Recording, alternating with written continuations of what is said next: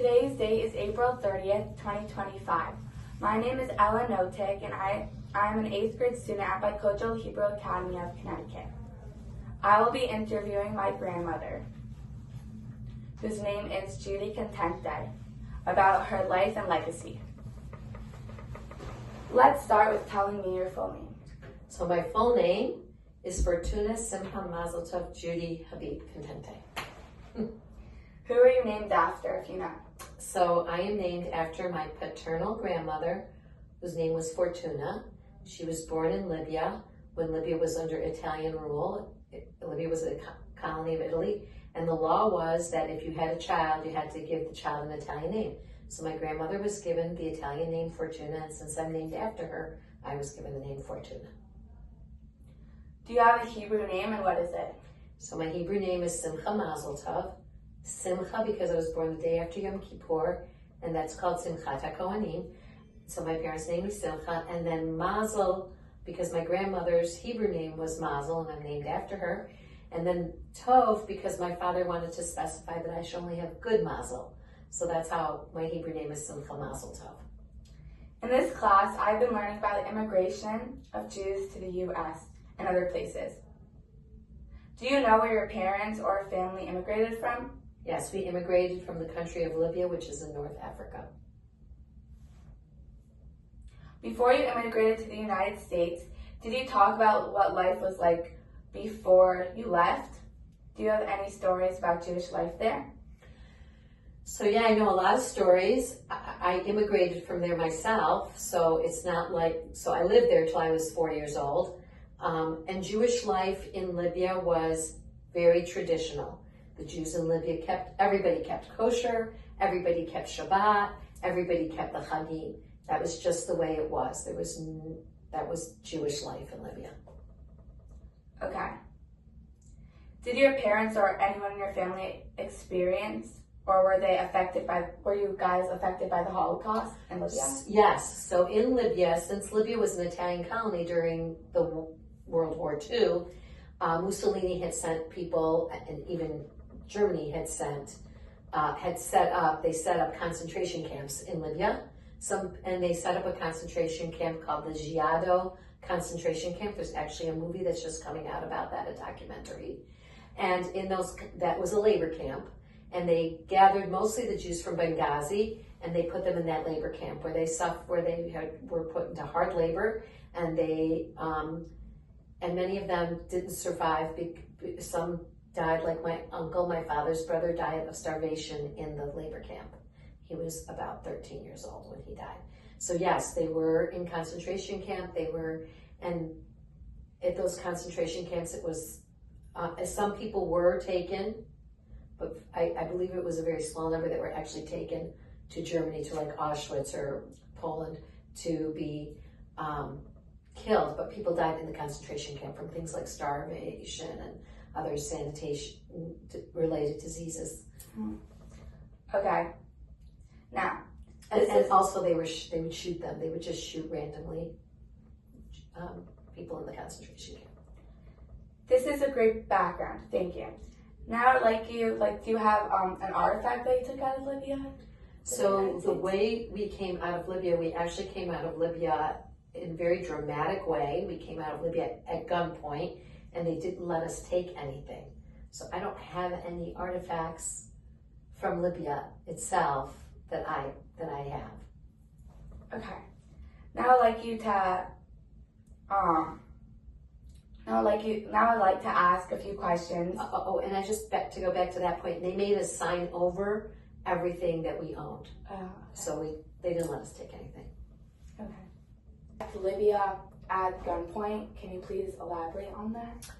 Sure. So what happened is, during the 6-Day War, Israel was winning the war, and Israel was at war with all these Arab countries. So of course, Arab countries were not very friendly, at least not in Libya, to the Jews. And what we had done is we had gone into hiding because we didn't know if they would if they found us, if they would kill us. So my parents, we were in hiding, and they had stuffed cotton in our mouths so that we wouldn't make any noise. And I assume it was a long period of time. Did anybody like help you? How did you get your food? Things like that. so we were hiding for a while. I don't know the amount. It wasn't a long period of time, but we were starting to run low on food, and it got to the discussion between my parents about what do we do? And my father said, we're just going to have to go to the people across the way and see if we can get some food. And my mom was nervous because she was afraid they would turn us in, and then what would happen? So my father said, we just have to have our chances because we need food for these children. And so they knocked on the door and they said, can you help us, please? You know, our children are hungry. We're running out of food. And please don't turn us in, please don't turn us in. As it turned out, and this is what happens when Hashem wants to help you, miracles happen. And so the guy said, come in. And he's like, don't worry, I'm not turning you in, I'm not gonna tell anyone. He's like, I'm not, because he dressed like an Arab, like a Libyan. You would have thought he was just another Libyan person. He played the part, and he's like, I work for Mossad. Wow. And so he was a Mossad agent living in Libya, and he happened to live across the hall from us. And he saved us, he got us food, and you know, is that amazing? And then years later, when we moved to Syracuse, New York, as I said, of all places that we could have moved to in the world, we moved to this Syracuse, New York, and we meet this family at Shul. I think that's where we met them. I'm not sure where we met them, but we met this family, and they were Egyptian Jews. And the woman, she was married, and she had a little boy, and she invited us, you know, for a party or something, and her husband,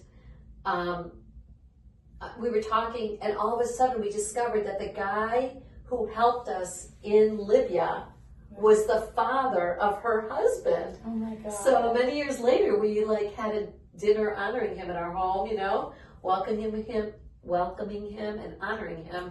How amazing is that? He saved our life, and years later we found him by chance. That's crazy. It's totally crazy. Mm-hmm. But we got to say thank you in a way that we, you know, I'm sure we said thank you then too, but he got to see that we survived and we were okay. So yeah, that's why we have a lot to be grateful for.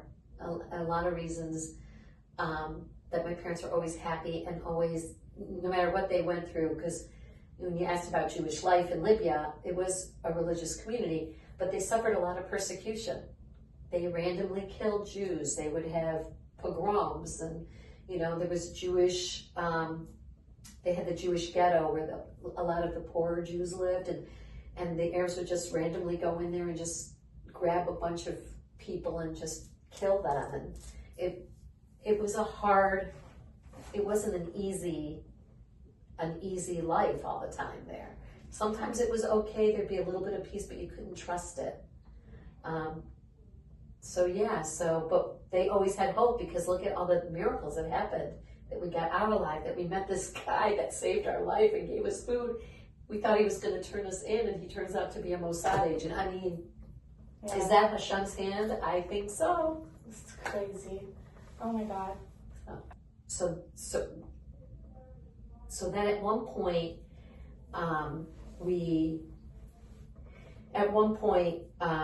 they finally found us. They called my father down. We know you're in there, you know, the big mega mic, you know, those megaphone things. And we know you're in there, you need to come down. And my father went down, and they told him to get in the truck, that they were going to take him away. They were going to take him to the airport. And he said, but I have a wife and 2 kids upstairs. I can't just leave my family. And they said, no, you're the only one that gets to leave. Get in the truck. And my father turned around and thought he actually thought they were going to kill him, because, I mean, they had guns, they were like, and he turned around and he told us, he said the Shema, because he thought that they were going to kill him. And he just kept walking towards the apartment where we lived, and he went up and he got us and brought us down.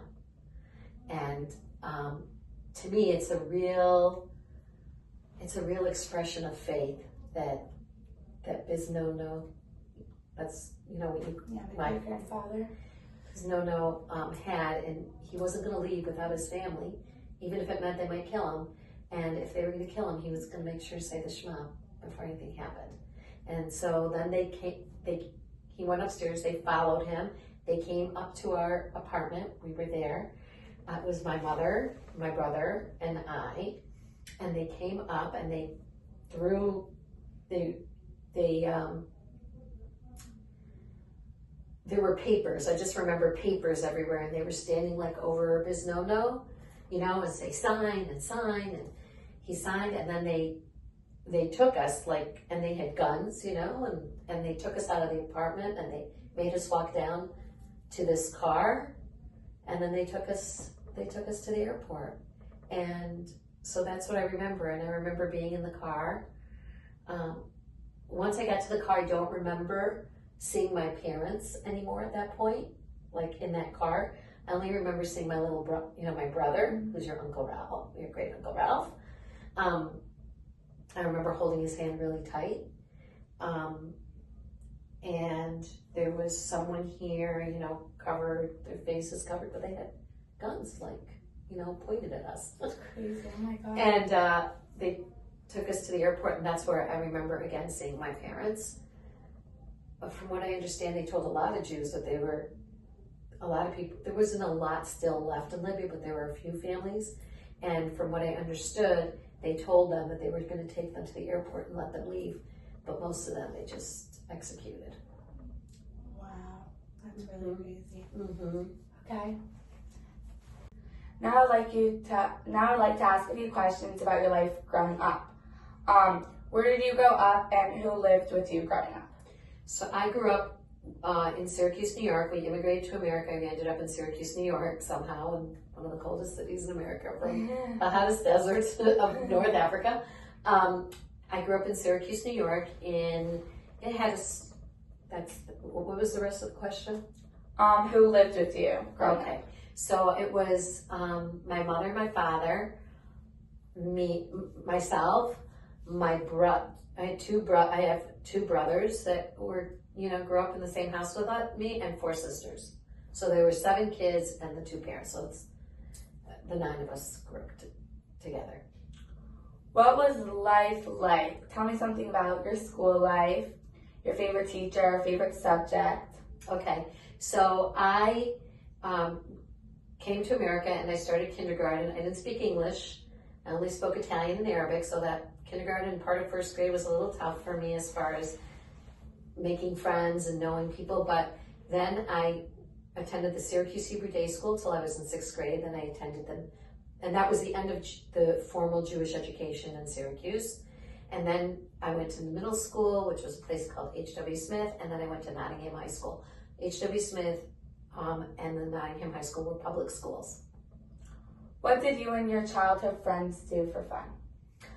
We walked around the neighborhood a lot. We went to each other's houses. Once in a blue moon, we went to the movies, but that was very rare. Mostly we just hung out at each other's houses, you know, and just watched TV together and went bike riding together, me and my friends. Did you go to synagogue, and what was that like? So I grew up in an Orthodox Jewish home, and we went to shul every Shabbat. And we would all go. My father was the Torah reader at the shul. He read the Torah every Shabbat, and we would, all as kids went every week, and my mom too. And then we'd all walk home together, and the shul was fairly close, and we would all sing walking home from shul. It was really, my dad always made walking home from shul fun. It was a short walk, it wasn't a long walk or anything, but he always wanted to make it fun for us.